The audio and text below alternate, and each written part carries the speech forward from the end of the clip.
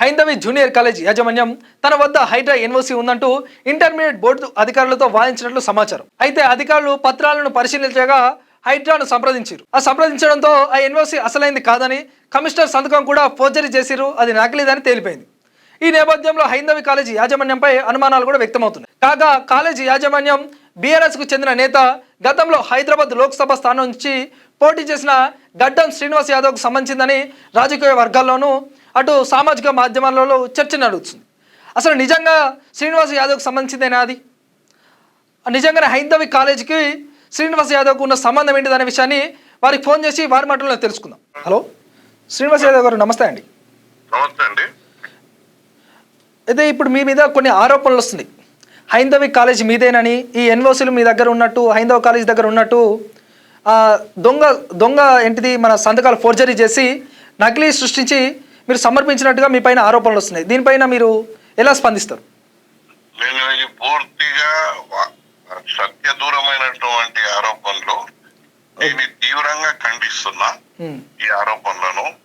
ఇప్పుడు 8 కాలేజీల పేర్లు ఇచ్చిందండి. హైడ్రా రంగనాథన్ గారి ఫోర్జరీ సంతకం చేసిరని. అవునవును. అయితే అందులో హైందవి కళాశాల నాదే, నా పేరు కూడా, నా కళాశాల పేరు కూడా ఉంది. ఓకే. అయితే ఆశ్చర్యం ఏంటి అని అంటే, నేను హైడ్రాకి అప్లై చేసుకోలే, నా అప్లికేషనే లేదు. నేను ఈసారి నేను లాస్ట్ ఇయర్ జిహెచ్ఎంసీకి అప్లై చేసుకున్నా, నాకు పర్మిషన్ ఇచ్చిండ్రు, నేను కాలేజ్ నడిపించుకున్నా. ఈసారి వాళ్ళ నామ్స్ కఠినంగా ఉన్నాయని చెప్పి నేను అప్లై చేయలే. నేను హైడ్రాకు ఆశ్చర్యమైందనంటే, నేను రంగనాథన్ గారి సంతకాన్ని ఫోర్జరీ చేసిన అని అంటే మిగతా వాళ్ళల్లో నాది కూడా కలిపినరు.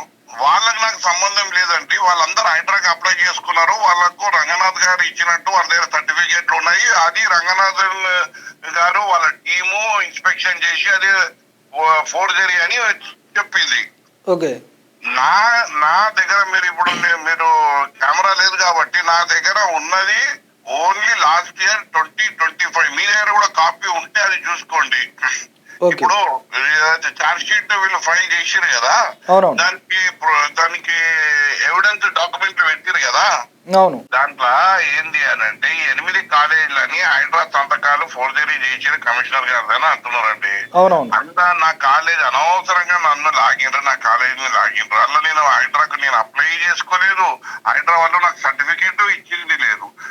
మిగతా వాళ్ళందరూ హైడ్రాకి అప్లై చేసుకున్నట్టుంది. అలా వాళ్ళకి సర్టిఫికేట్లు వచ్చినాయి.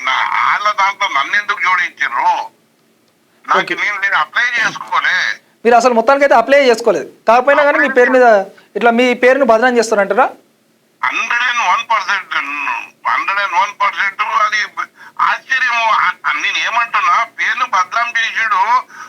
అది ఏంది అని అంటే విత్ ఎవిడెన్స్ నేను చెప్తా. మీరు అది ఆ ఎఫ్ఐఆర్ కాపీ తీసుకుంటే లాస్ట్ పేజీలో నేను అందరిది ఏంటంటే 2026 లో అప్లై చేసిరు హైడ్రాలా అని ఆడ కాలం రాసిండ్రు. నాది జిహెచ్ఎంసీలో అప్లై చేసిరు 2025 అని ఉన్నది. అయిపోయిన కాలము అట్లా జిహెచ్ఎంసీ నుంచి నాకు వచ్చింది పర్మిషన్. నేను బోర్డుకు పెడితే బోర్డు నాకు పర్మిషన్ ఇచ్చింది.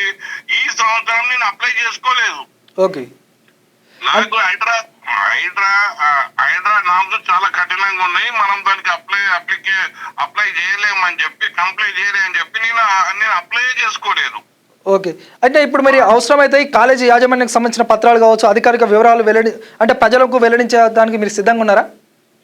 బ్రదర్, నా దగ్గర ఇప్పుడు కెమెరాతో వస్తే నా చేతిలో ఉన్నాయి అన్ని. నేను ఇప్పటికీ 14 ఛానళ్ళు వచ్చినాయి. అందరికీ నేను విత్ ఎవిడెన్స్ చూపెట్టిన. అందరికి ఎవిడెన్స్ చూపెట్టినా. ఇప్పుడు వాళ్ళు ఏదైతే వాళ్ళైతే ఎఫ్ఐఆర్ కట్టిండ్రో అన్న ఎఫ్ఐఆర్ కి వాళ్ళు చేసిన అభియోగానికి ఎవిడెన్స్ పత్రాలు జతపరుస్తారు కదా. ఆ జతపరిచిన దాంట్లోనే నేను హైడ్రాకి పెట్టుకున్నట్టే లేదు. అలా వాళ్ళే రాసిర్రు. ఓకే. మరి ఈ ఆరోపణలపైన చట్టపరమైన చర్యలు తీసుకోవడానికి మీరు సిద్ధంగా ఉన్నారా? ఏం తీసుకుంటాం, మనం ఉన్నాం. ఇప్పుడు నేను 8 కాలేజీలలో నేనే హైదరాబాద్ పార్లమెంట్ కంటెస్ట్ చేసిన, నేనే గ్రంథాలయ సంస్థ చైర్మన్ ని, నేనే బీఆర్ఎస్ పార్టీలో ఉంటా, నేనే గోషామన్ నియోజకవర్గంలో రాజాత్ సింగ్ ని ప్రతి వాళ్ళ అక్రమాల్లో అవినీతిని ఎండగడుతూ ఉంటా. ఓకే. ఇదేంటి పొలిటికల్ వెండేటా అని నేను అనుకుంటున్నా. అంటే కక్షపూరితంగా అంటే రాజకీయంగా మిమ్మల్ని అనగదొక్కాలనేసే ఇలాంటి ప్రచారాలు చేస్తున్నట్టురా మీరు? రాజకీయంగానే అదే చెప్తున్నా, వెండేటా పాలిటిక్స్ అంటే నా మీద కుట్ర చేస్తున్నారు. అదే అదే చేసి అని ఇవాళ బట్టబయలు అయ్యింది. అది చూస్తుంటే, ఆ పత్రాలను చూస్తుంటే ఇంత ఏంటంటే వేగ్గా నా పేరు అందులకు తోసేసి నేను హైడ్రా కమిషన్ కానీ సంతకాలు నేను ఫోర్జరీ చేసిన, నేను అట్లా వాళ్ళకి అప్లై చేసుకోకపోతే, వాళ్ళ దగ్గరికి రాకపోతే, నేను పోకనే పోతే, వేరే వాళ్ళు పోయిండ్రు. వాళ్ళు 7 కాలేజీలు ఉన్నాయి వాళ్ళ దగ్గర. హైడ్రా కమిషనర్ గారి సంతకాలతో వాళ్ళకి పత్రాలు ఉన్నాయి. అది హైదరాబాద్ అది నాకు ఫోర్జరీ అన్నారు. నా దగ్గర ఆ పత్రమే లేదు. నేను అప్లై చేస్తే కదా నా దగ్గర ఆ పత్రం వచ్చేది. మళ్ళీ నేను అప్లై చేయలేదు. నాకు నేను లాస్ట్ ఇయర్ 25 చేసిన, జిహెచ్ఎంసీలో చేసినప్పుడు జిహెచ్ఎంసీ పరిధిలో ఉండే ఇదంతే పర్మిషన్లు. ఏంటి ఇదంతా 2 months వేరే కాలేజీల మీద పడేదండి. సమాజంలో ఇంత ఉన్నప్పుడు కాలేజీల మీద తప్పది. కానీ ఎవరు చేసినా అది ఎవరు చేసిండ్రు, ఎందుకు చేసిండ్రు అవన్నీ తెలుసుకున్నాం. కానీ నేను ఒకసారి హైడ్రా కమిషనర్ గారిని కూడా కలుస్తా. నా పేరు ఎందుకు ఇలా కాలేజ్ పేరు లాగిండ్రు, మీకు అప్లై చేసుకోకపోతే చెప్పండి. అంటే ఇప్పుడు మరి మీరు మొత్తానికి ప్రజలకు ఏం చెప్పదలుచుకున్నారు? ప్రజలకు కావచ్చు, సమాజానికి మీరు ఏం చెప్పదలుచుకున్నారు? ప్రజలకు అదే చెప్తున్నాను కదా, ఇవన్నీ నమ్మొద్దు. ఇదంతా ఏంటి అని అంటే ఒక కల్పితము, ఒక సృష్టి. ఏంటి అని అంటే రాజకీయాలలో ఉన్నప్పుడు ఇట్లాంటివన్నీ ఏది ఎటువంటి సత్యం లేనటువంటి ఆరోపణలు చేసుకుంటూ పట్టగాల్చి మీరేసి ఇట్లాంటి కార్యక్రమాలు కొద్దిమంది వ్యక్తులు, రాజకీయంలో ఉన్న వ్యక్తులు నా మీద చేస్తున్నారు. అంతే తప్ప దట్టమే చూడాలి తప్ప ఇట్లా వాస్తవాలు లేదు. ఎవరు వచ్చినా నేను విత్ ఎవిడెన్స్ చూపెడతా. నాకు హైడ్రాకి సంబంధం లేదు. నేను హైడ్రా ఆఫీస్ లో నేను అప్లికేషన్ కూడా పెట్టుకోలేదు. నాకు ఈ సంవత్సరం నేను కాలేజ్ కు కూడా నేను పర్మిషన్ తెచ్చుకోలేదు. ఓకే అండి, థ్యాంక్ యూ.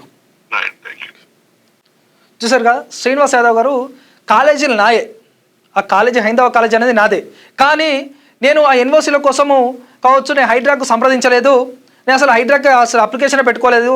హైడ్రాకు అప్లికేషన్ పెడదామంటే కొన్ని కఠినమైన నిబంధనలు ఉన్నాయి, వాటితో పోల్చుకుంటే అసలు మనకు వచ్చే అవకాశం ఉంటుందో ఉండదో, పెట్టుకొని వేస్తాం అనేసి అసలు శ్రీనివాస్ యాదవ్ గారు నేను ఆ యూనివర్సిటీలో అప్లై చేసుకోలేదనేసి చెప్తున్నాడు. రాజకీయంగా కక్షపూరితంగానే తనను అణగదొక్కాలని, తనని అణచివేయాలనే ఉద్దేశంతోనే ఇట్లా కక్ష కట్టి నా పైన తప్పుడు ప్రచారం చేస్తున్నారనేసి వారు స్పష్టంగా చెప్తున్నారు.